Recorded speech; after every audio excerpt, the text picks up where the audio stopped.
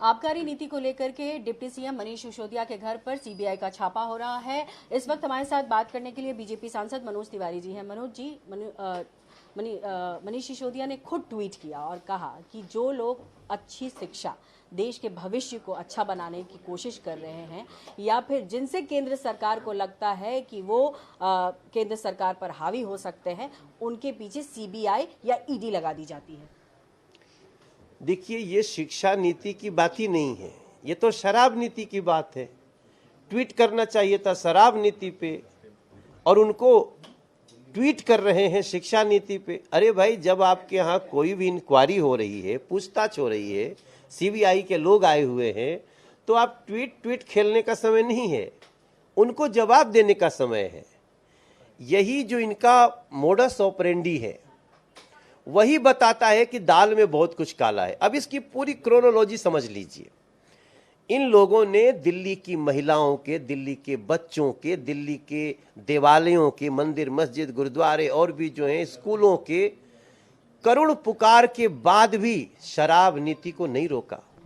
गली गली से विरोध हुआ, आप सबके कैमरे में फोटो है।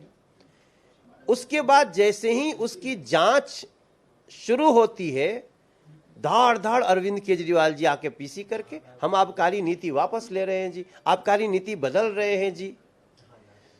तो भी पता चल गया कि दाल में काला है। और अब उसके बाद सीबीआई का ये कोशिश, मैं समझता हूं ये नीड ऑफ द आवर था और अब दूध का दूध पानी का पानी होगा, ऐसा हमें विश्वास है।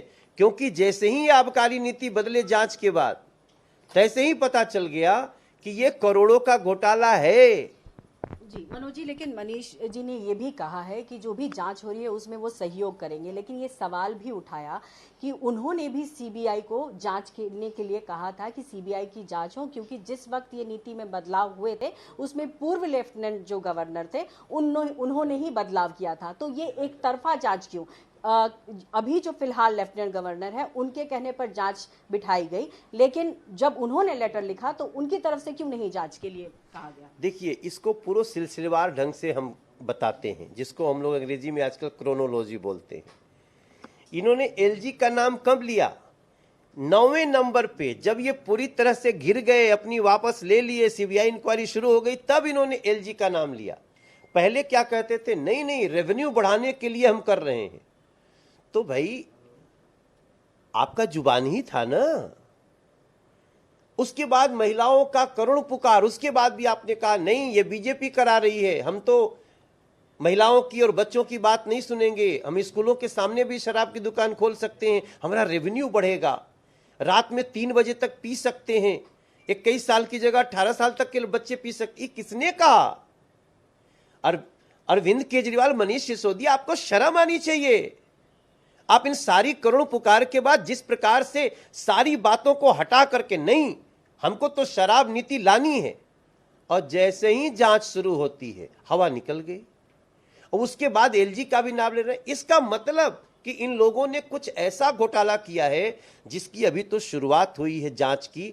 आप देखते रहिए। मेरा मानना है कि ये दुनिया का किसी स्टेट गवर्नमेंट की सरकार द्वारा सबसे बड़ा घोटाला और सबसे बड़ा मॉडल्स ऑपरेंडी निकलेगा। अंतिम सवाल करूंगी। न्यूयॉर्क से लेकर गुजरात तक उनका कहना है कि आम आदमी पार्टी के कामों को, उनकी सरकार के जो काम हो रहे हैं, चाहे वो शिक्षा में हो, चाहे वो हेल्थ में हो, तमाम जगहों पर चर्चा हो रही है और गुजरात में भी लोगों का अच्छा रिस्पॉन्स मिल रहा है, उनका ये कहना। और यही डर है जो केंद्र सरकार सीबीआई और ईडी का इस्तेमाल कर रही है। इस देश में बहुत सारे लोग हैं जो मोदी सरकार को भर भर के गालियां देते हैं, बीजेपी को भर भर के गालियां देते हैं। उनकी जांच क्यों नहीं हो जाती है? उनका कहना है ईमानदारी की जो छवि बनी हुई है उनको धूमिल की जा रही है। मैं कहता हूं ना, किसी ऐसे ही कहावत में कहा जाता है कि आपको बर्बाद आपका पाप कर रहा है और कोई नहीं।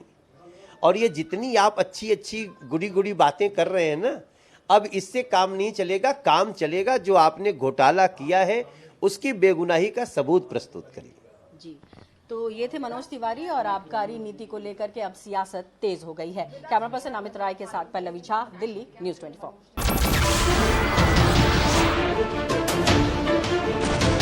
नमस्कार, मैं हूं संदीप चौधरी।